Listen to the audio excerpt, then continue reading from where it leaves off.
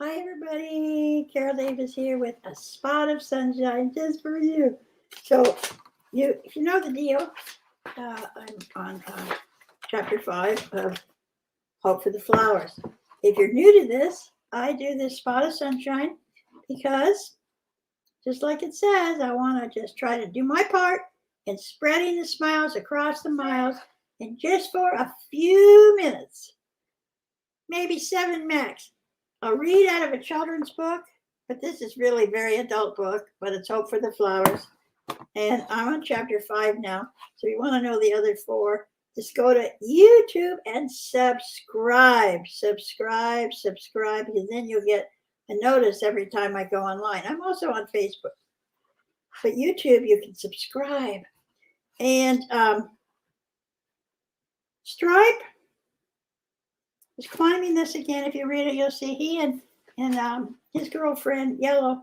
There are 2 caterpillars crawling around. They met. They fell in love. They climbed once. They fell down because they don't know what's the pile going. Everybody's climbing to the top, and nobody knows what's at the top. It reminds me of life. All that people climbing the corporate ladders, and they're not really sure, but everybody's trying to get there, so they don't want to be left out.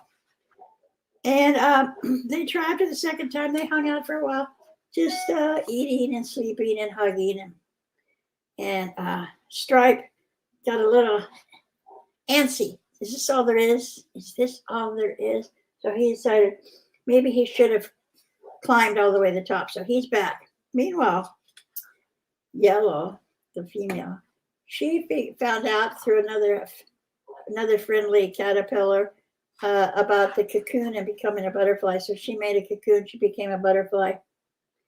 And then she's worried that she'll never see, because she still remembers Stripe. So I think this is the chapter more about that. So she's a butterfly, or at least she's in a cocoon. I'm not sure which. Ready? Spread the smiles. Go to YouTube and hit subscribe.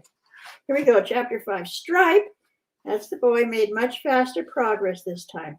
He was bigger and stronger since he had taken time out. From the beginning, he determined to get to the top. He especially avoided meeting the eyes of other crawlers. He knew how fatal such contact could be. That's how he and Yellow hooked up, because he looked in her eyes. Whoops. He tried not to think of Yellow. He disciplined himself neither to feel or be distracted. A lot of people climbing that ladder to the top. Humans, same way. I'm going to get to the top. Then I have it made. Stripe didn't seem just disciplined to others. He seemed ruthless. You've met some ruthless ones. Maybe you've been one of them, right? Even among climbers, he was special. He didn't think he was against anybody. He was just doing what he had to do if he was to get to the top, right? Don't blame me if you don't succeed. It's a tough life. Just make up your mind, he would have said any caterpillar complained. Just make up your mind. Then one day he was near his goal, right near the top. Stripe had done well, but when light finally filtered down from the top, he was close to exhaustion. Close to exhaustion. At this height, there was almost no movement. All held their positions with every skill a lifetime of climbing had taught them.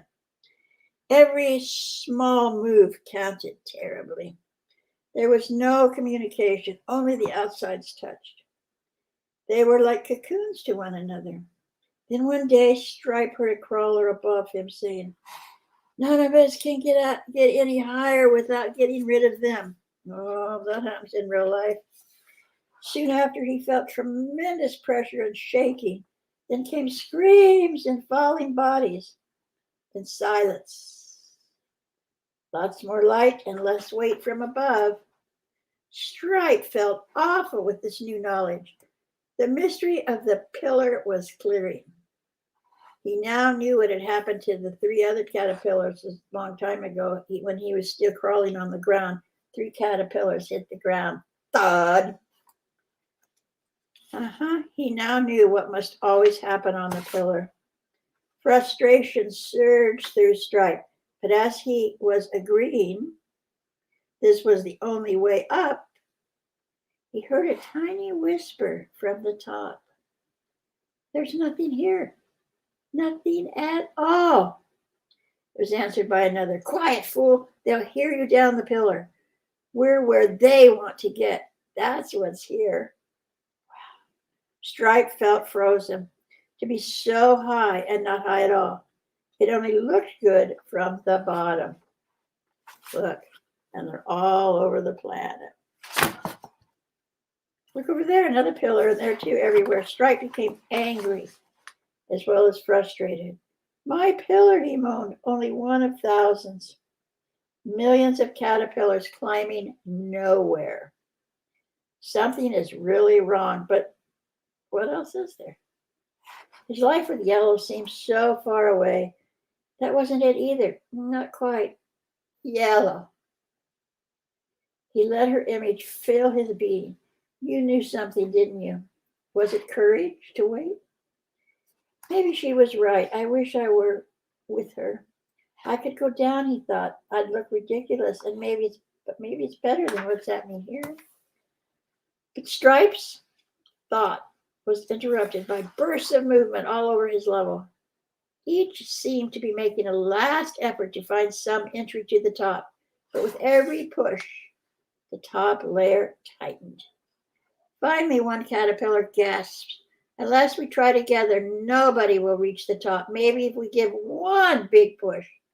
They can't hold us down forever. But before they could act, there were cries and commotions of another kind. Stripe struggled to edge to see the cause. A brilliant yellow winged creature was circling the pillar, moving freely. A wonderful sight. How did it get so high without climbing? When Stripe poked out his head, the creature seemed to recognize him. It extended its legs and tried to grab him. Stripe caught himself just before being pulled out of the pile. The brilliant creature let go and looked sadly into his eyes. That look activated excitement Stripe hadn't felt since he first saw the pillar. Words from the past returned. Butterflies alone. Is this a butterfly? And what did it mean? The top. They'll see. It was all so strange and yet like it was supposed to be.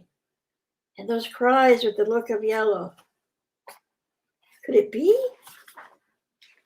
Such impossible thoughts, yet the excitement inside wouldn't stop. He grew happy. Somehow he could escape. He could be carried away. But as this possibility became real, something else grew inside. He felt he shouldn't escape like this. Looking into the creature's eyes, he could hardly bear the love he saw there. He felt unworthy. He wanted to change, to make up for all the times he had refused to look at the other. He tried to tell her what he felt. He stopped struggling. The other stared at him as though he were mad. So that's the end of chapter 5. And guess what that is next? Chapter 6 is next. So we're going to start tomorrow with chapter 6. Hope for the flowers. And it's 8:35. We're on here a little long. So I hope you have a wonderful day.